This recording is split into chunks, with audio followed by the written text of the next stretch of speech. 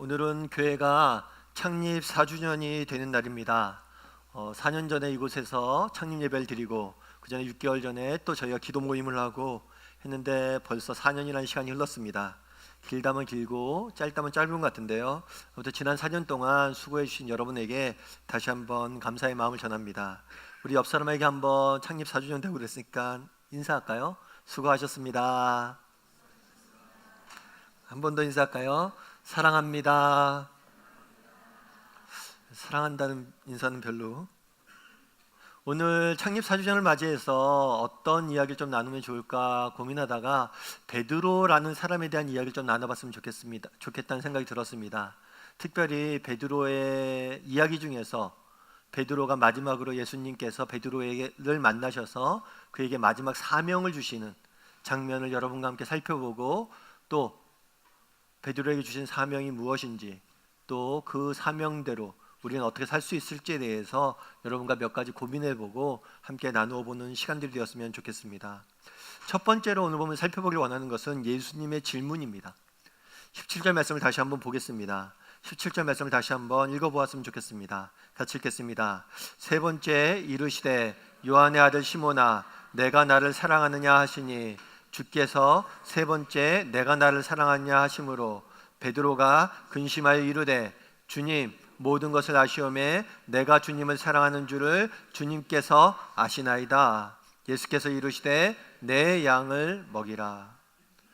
예수님께서 마지막으로 베드로를 찾아오십니다. 베드로를 찾아오셔서 베드로에게 세 가지 질문을 하십니다. 그런데 이 세 질문이 모두 동일한 질문이에요. 어떤 질문이냐면 내가 나를 사랑하느냐, 자기를 사랑하는지를 세 번 물으셨습니다. 사실 요즘 같은 시대에는 조금 오해받기 쉬운 질문이죠. 다 큰 성인 남성 2명이 앉아서 자기 나 사랑해? 자기가 알잖아. 이렇게 이야기한다는 건 쉬운 일이 아니에요. 사실 예수님께서도 그 전에는 베드로에게 네가 나를 사랑하냐 질문하지 않으셨어요. 그런데 오늘 본문을 보면 갑자기 예수님께서 베드로에게 네가 날 사랑하느냐 물으세요. 그것도 한 번만 물은 게 아니라 세 번에 걸쳐서 집요하게 묻습니다. 그렇다면 왜 예수님께서 이렇게 물으셨을까요? 예수님께서 베드로에게 왜 사랑하느냐고 물으셨을까요? 예수님께서 베드로가 자기를 사랑하는지 안 하는지 알고 싶어서 그러셨을까요? 아니, 예수님께서는 베드로가 자기를 사랑하는지 안 하는지 모르셨을까요? 예수님께서 아셨을 것 같아요? 모르셨을 것 같아요? 아셨죠? 왜요? 우리가 알기로는 예수님은 하나님이세요. 하나님은 우리의 마음에 심중에 있는 생각까지 다 아시는 분이라고 성경은 말합니다. 예수님은 분명히 베드로가 자기를 사랑하는지 안 하는지 알고 계셨어요. 그럼에도 불구하고 계속해서 물으신 거예요. 그것도 세 번에 걸쳐서. 그렇다면 왜 물으셨을까요? 사실 오늘 예수님께서 내가 나를 사랑하냐 물으셨지만 이것은 질문이 아니라 고백입니다. 여러분, 누군가가 나를 사랑하는 이유를 내가 나를 사랑하는지 안 하는지 알고 싶은 이유는 무엇일까요? 저 사람이 나를 사랑하는지 안 하는지 언제 알고 싶습니까? 몰라요? 우리가 관종도 아니고, 요즘 하는 말로 관종도 아니고, 저 사람이 나를 좋아하는지 사랑하는지 무슨 상관이에요? 어떤 사람이 날 좋아하는지 안 하는지 알고 싶은 이유는 내가 그 사람에게 관심이 있고 그 사람을 뭘 하기 때문이에요? 좋아하기 때문입니다.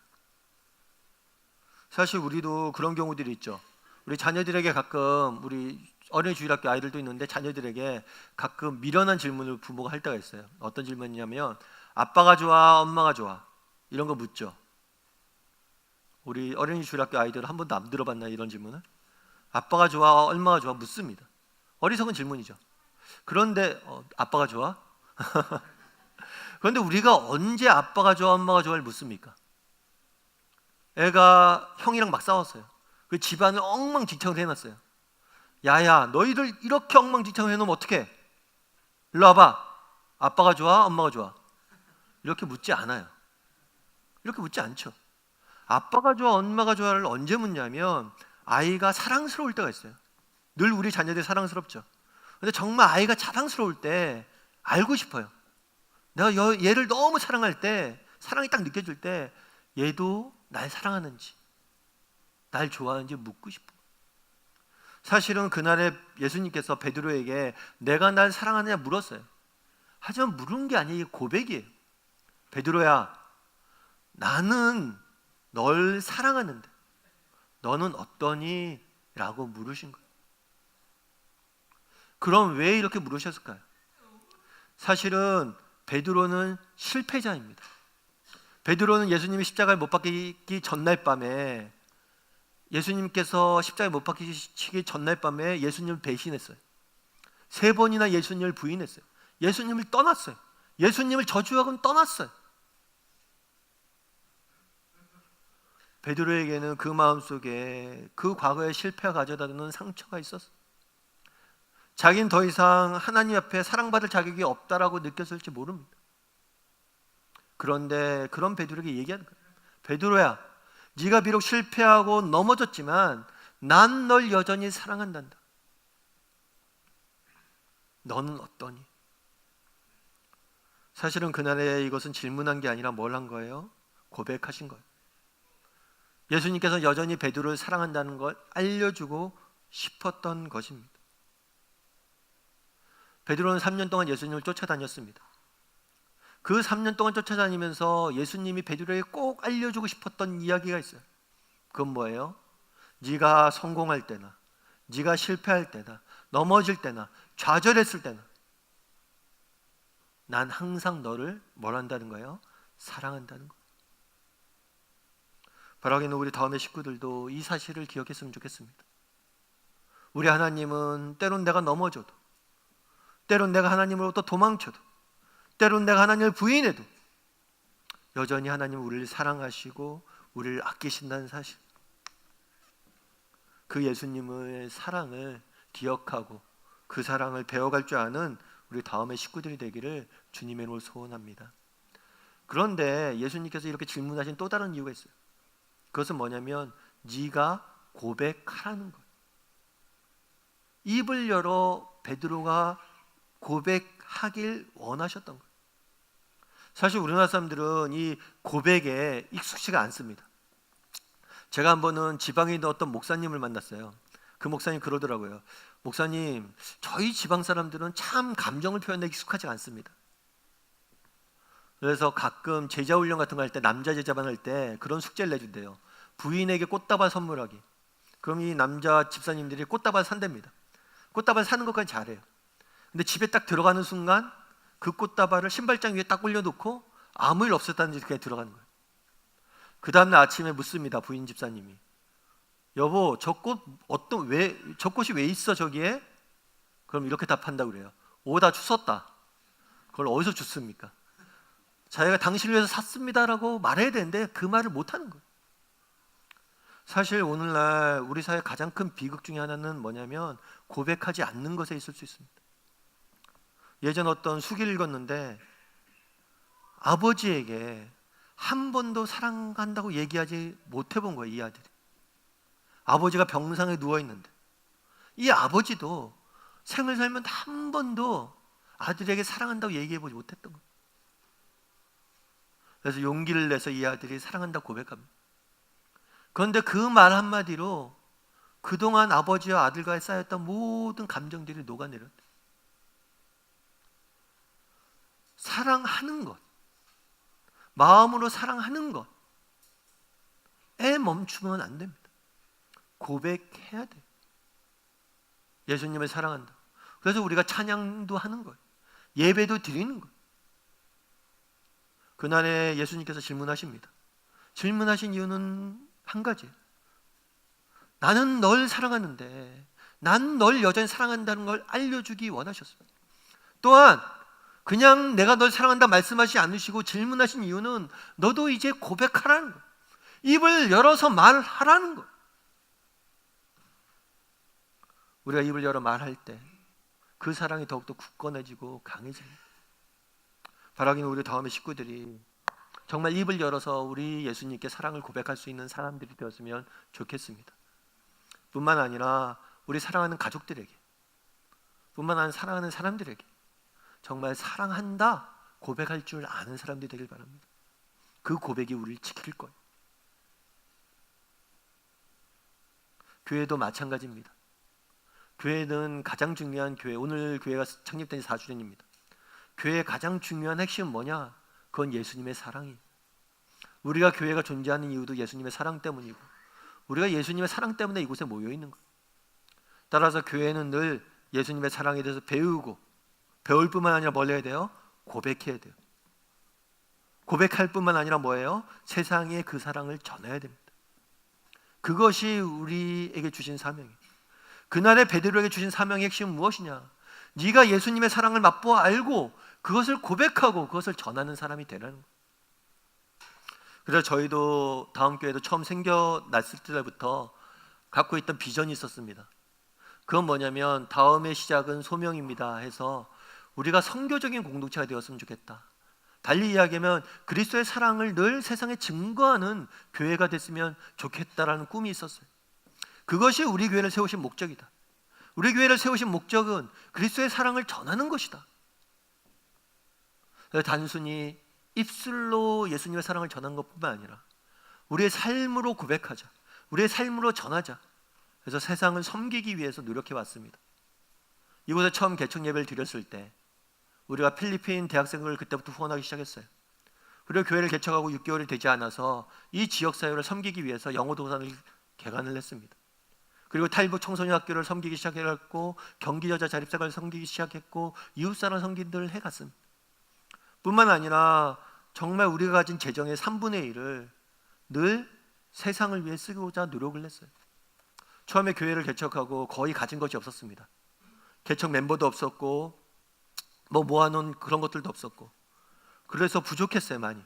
그럼에도 불구하고 개척 처음부터 우리가 가진 재정의 3분의 1을 매월 1,000만 원씩을 이웃을 섬기는데 써왔어요.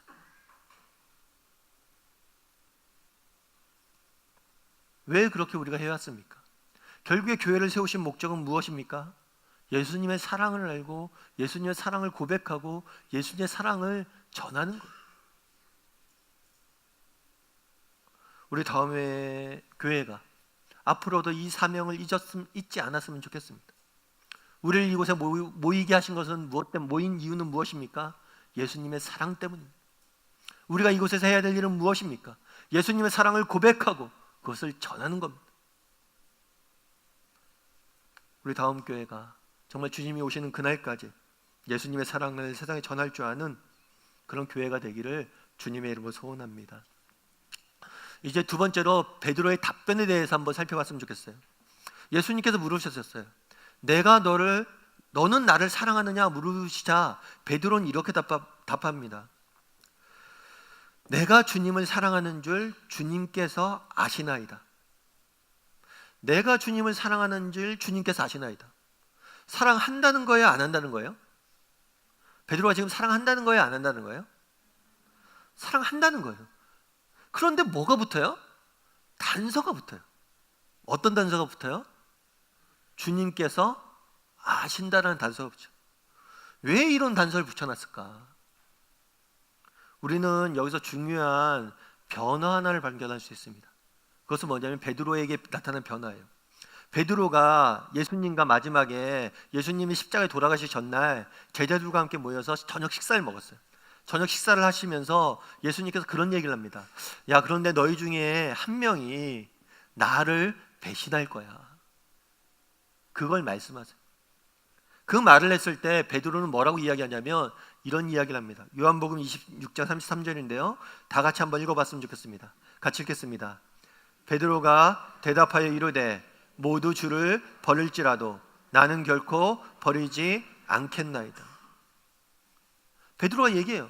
모두가 주를 버릴지라도 나는 주님 버리지 않습니다. 만약에 십자가에 달리기 전날 최후의 만찬 때 예수님께서 베드로에게 질문해요. 내가 나를 사랑하느냐 물었다면 베드로는 이렇게 답했을 거예요. 내가 죽기까지 주님을 사랑합니다. 저는 죽는지언정 주님의 사랑을 저버리지 않을 겁니다. 그런데 오늘 보면 그렇게 이야기하잖아요. 네가 날 사랑하냐? 제가 주님을 사랑합니다. 그런데 그건 역시 주님이 아십니다. 달리 이야기하면 이런 거예요. 내가 사랑하는지 안 하시는지는, 내가 주님을 사랑할 수 있을지 없을지에 대해서는 제가 장담을 못하겠습니다. 오직 주님만이 아십니다. 아니, 주님이 도와주지 아니하신다면 저는 당신을 사랑할 수조차 없습니다.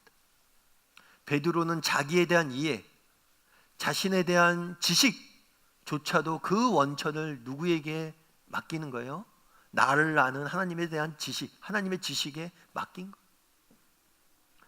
그 전날 밤, 십자가 달리기 전날 밤 그렇게 자신만만했던 베드로는 인생의 큰 실패를 맛봤습니다.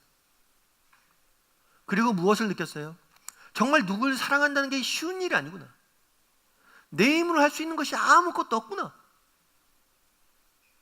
그런 다음에 이제 뭐라고 고백하는 겁니까? 주님, 내가 나를 사랑하느냐? 주님, 사랑합니다. 그런데 주님이 도와주지 않으면 전 사랑할 수 없습니다. 베드로는 하나님을 철저히 의지한 사람으로 바뀐 거예요. 여러분, 여기 종이 한 장 있습니다. 종이 한 장은 이렇게 뚫기가 쉬울까요, 안 쉬울까요? 이렇게 탁 치면 뚫어질까요, 안 뚫어질까요? 뚫어지겠죠. 안 뚫어질까요? 이게 세게 치면 뚫어질 것 같은데. 이 종이 한 장은 뚫어지기가 쉽습니다. 그러면 이 종이가 안 뚫어지게 하기 위해서 뭘 해야 될까요? 어떻게 하면 좋을까요? 종이를 두껍게 만들면 좋겠죠. 그럼 잘 안 찢어질 거예요. 그리고 종이를 여러 번 겹쳐놓으면 되겠죠. 그럼 종이가 안 찢어질 거예요. 그런데 종이가 안 찢어지게 어떤 못으로 뚫리지 않게 하는 방법이 있어요. 이 종이를 어떻게 하면 돼요? 벽에 붙이면 됩니다. 벽에 붙어 있으면 아무리 연약한 종이라도 벽만큼 튼튼해지는 거예요. 베드로가 배운 게 있어요. 우리가 정말 내가 잘났고 내가 능력이 있고 내가 무엇인가 대단한 존재처럼 생각되어지지만 알고 보니까 우리는 이 연약한 종이 한 장밖에 안 된다. 언제든지 쉽게 우리의 마음과 다르게 정말 주님을 사랑하고 내가 정말 주님을 위해 죽을 것 같은데 결정적인 순간에 배신할 수밖에 없는 그런 연약한 존재들이란 거예요. 그런데 어떻게 해야 되냐? 그런데 종이 한 장이 연약하지만 벽에 붙어지면, 튼튼한 벽에 딱 붙어만 있다면 어떤 것이 와도 두렵지 않은 것처럼, 뚫리지 않는 것처럼 우리도 나도 하나님만 의지하고 하나님께 붙어 있다면 하나님께 날 도와주실 것이고 그러면 내가 이길 수 있을 것이다. 그날에 3년 동안 예수님 베드로를 훈련시켰습니다. 베드로를 훈련시키고 베드로를 알려주고 싶었던 게 있어요. 가르쳐주고 싶었던 게 있어요. 첫 번째는 자신이 예수님이 얼마나 베드로를 사랑하는지 알게 해주고 싶었어요. 또 한 가지는 뭐냐면 하나님을 의지하는 법들을 배우게 해주고 싶었어요. 그리고 하나님을 의지했을 때 어떤 환난이 와도 이겨낼 수 있음을 보여주고 싶었던 거예요. 그리고 실제로 베드로는 어떤 사람이 됐습니까? 하나님을 온전히 의지하는 사람이 되었습니다. 내가 주님을 사랑하는 줄 누구만이 아신다고? 주님만이 아신다고 고백하는 사람이 되었습니다. 예전에 제가 어떤 책에서 읽었는데 송경태 씨라고 계세요. 이분은 어떤 분이냐면 세계 4대 극한 사막 마라톤 대회가 있어요. 그러니까 세계에서 마라톤을 하는데 사막에서요. 사막 마라톤 대회가 있어요. 그 중에서 사막 마라톤 대회 중에서도 제일 힘든 마라톤 대회가 있어요. 이게 4개 정도가 있어요. 근데 이걸 4개를 다 달성하면 그랜드 슬램을 달성했다라고 이야기를 합니다. 그래서 세계 4대 사막 마라톤 그랜드 슬램을 달성한 사람이에요. 그런데 이분은 이 그랜드 슬램을 달성한 사람들은 전 세계에 27명밖에 없어요. 그러니까 대단한 분이죠. 그런데 이 27명 중에서 특별히 이분이 주목받은 이유는 뭐냐면 이분은 유일한 시각장애인이에요. 앞을 아무것도 볼 수 없어요. 그런데 정상인도 하기 힘들다는 그 사막 마라톤을, 가장 힘들다는 마라톤 4개 대회를 다 완주한 거예요. 물론 앞이 눈이 보이지 않기 때문에 늘 꼴찌를 합니다.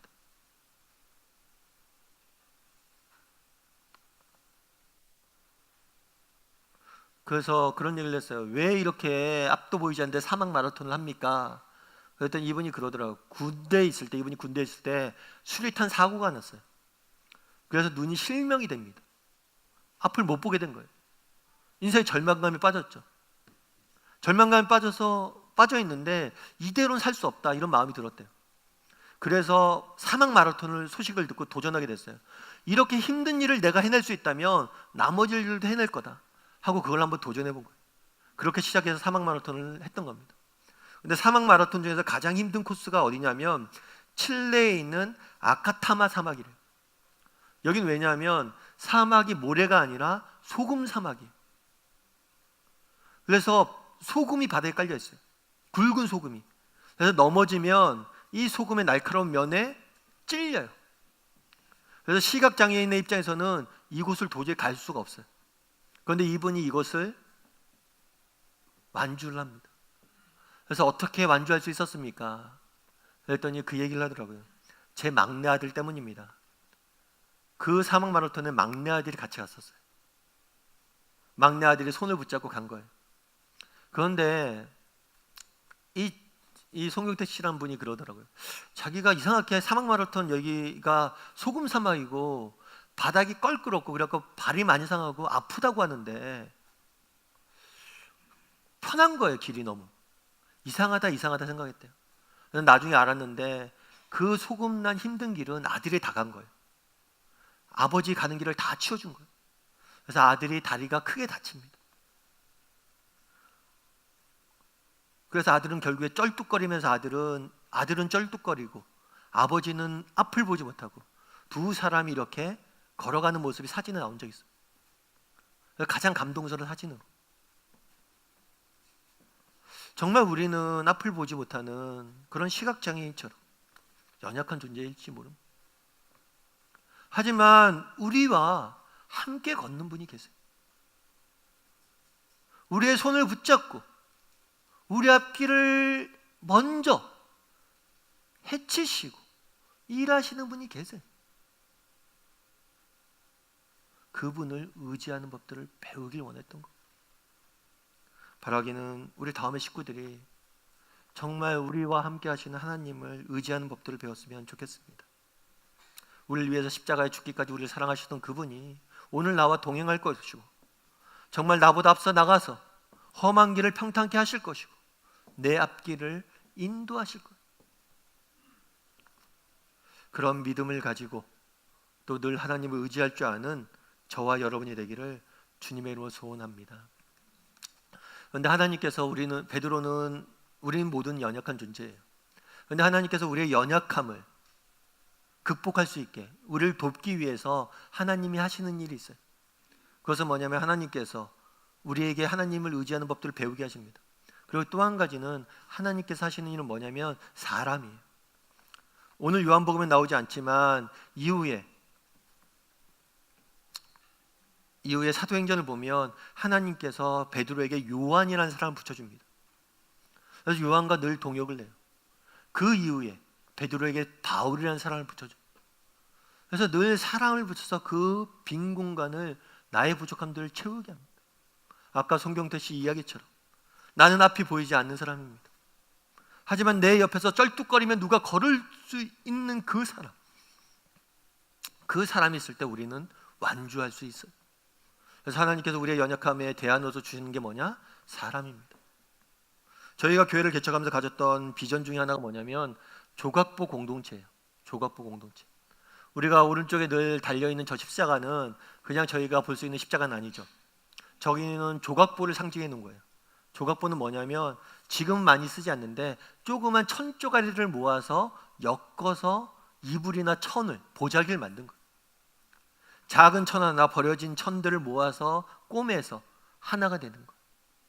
그런데 하나님께서 원하시는 공동체의 모습은 저런 모습이에요.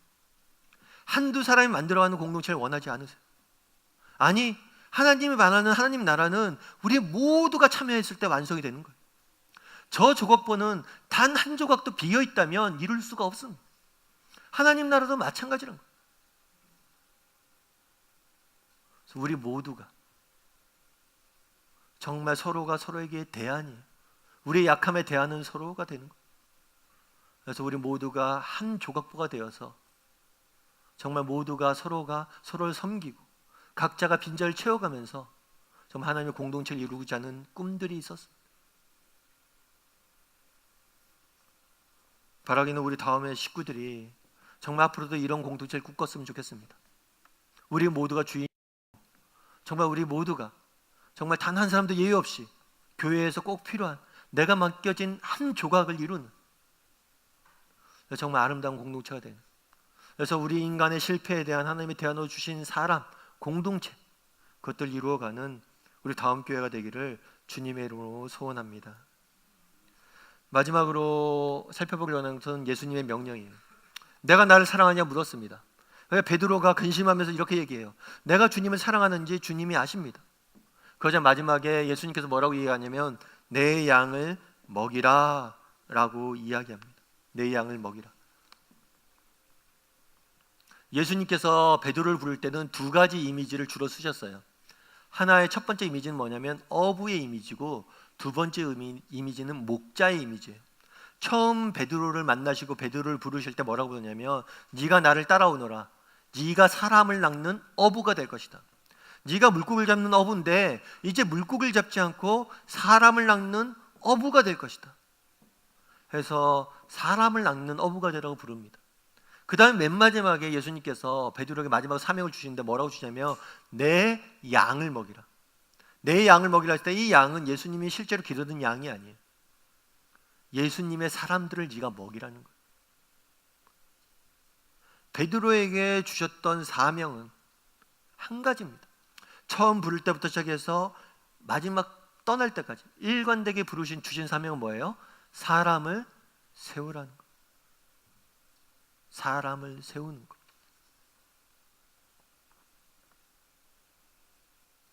예수님께서, 이거는 베드로에게 주신 사명이기도 하지만 예수님이 이 땅에 오셔서 행하신 사명이기도 합니다. 사람을 세우는 것. 예전에 독일에 한스 폰 젝트라는 장군이 있었어요. 한스 폰 젝트라는 장군이 있었는데 이 장군은 독일의 장군이었어요. 독일의 1차 세계대전이 패망을 합니다. 1차 세계대전에서 진 이후에 서방 세계로부터 군사력 제한 조치를 받게 돼요. 뭐냐면 250만 명이나, 그 당시에 독일군이 250만 명이었는데 그 250만 명 군을 10만 명으로 줄이게 합니다. 그리고 독일 서부는 프랑스에게, 동부는 폴란드에게 주게 해요.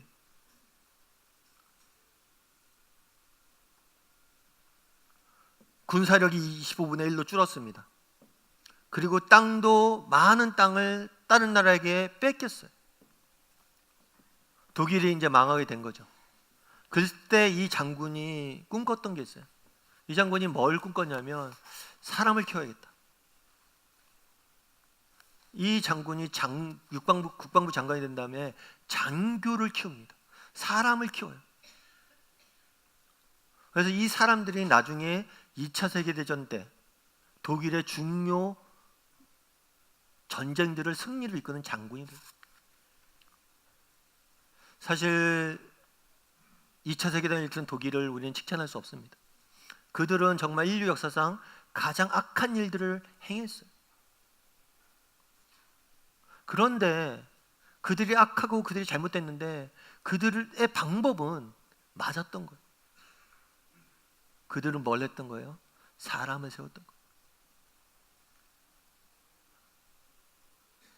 사람을 세우는 일, 이것만큼 중요한 일들은 없습니다.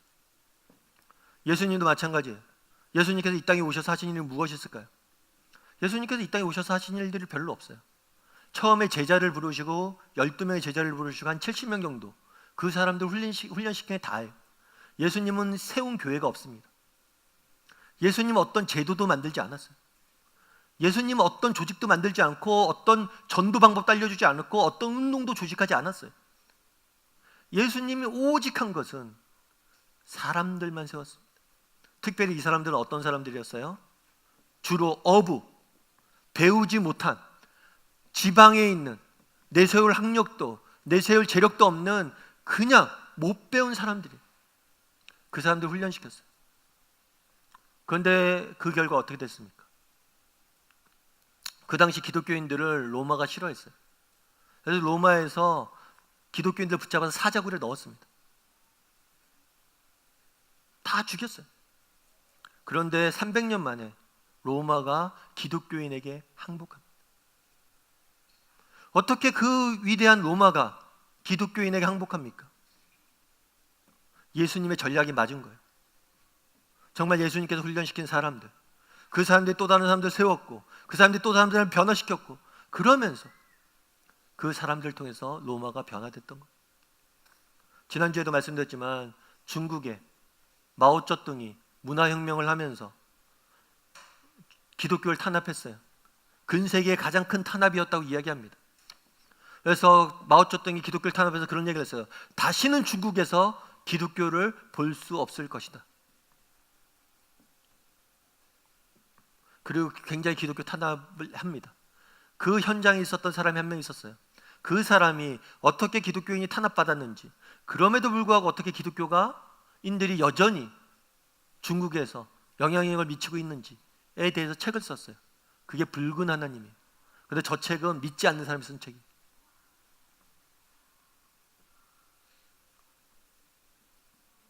예수님의 명령에 따라서 정말 사람을 세웠던, 교회는 예수님이 이 땅에 오셔서 사람을 세웠습니다. 그리고 베드로에게 명령했어요. 네가 가서 사람을 세우는 사람이 되라. 베드로는 나가서 사람을 세웠어요. 그 사람이 또 다른 사람을 세웠어요. 사람을 세웠어요. 결국 그 결과 온 세계가 기독교로 가득한 나라가 되었습니다. 사람을 세우는 일, 이것만큼 중요한 것은 없습니다. 저희 교회도 마찬가지예요. 저희 교회가 처음 개척했을 때 가지고 있던 구호가 있었어요. 그것은 뭐냐면 다음의 가치는 사람입니다. 우리 교회가 해야 될 일은 무엇이냐? 사람을 키우는 일들을 해야겠다. 그래서 우리는 사람을 키우는 일들에 집중하고 있습니다. 오늘 주일학교, 어린이 주일학교 아이들 찬양하는 모습들을 보면서 참 기쁨이 있었어요. 정말 어려서부터 정말 우리가 이 아이들을 말씀 안에서 잘 키웠을 때, 이 아이를 통해서 우리나라가, 이 사회가 반드시 변화될 것이다. 사람만큼 중요한 것은 없습니다. 바라기는 우리 다음의 식구들이 사람만큼 인생이 중요한 것은 없음을 깨닫고 사람을 남기는 사람들이 되었으면 좋겠습니다. 우리가 자녀를 양육하는 이유도 그거예요.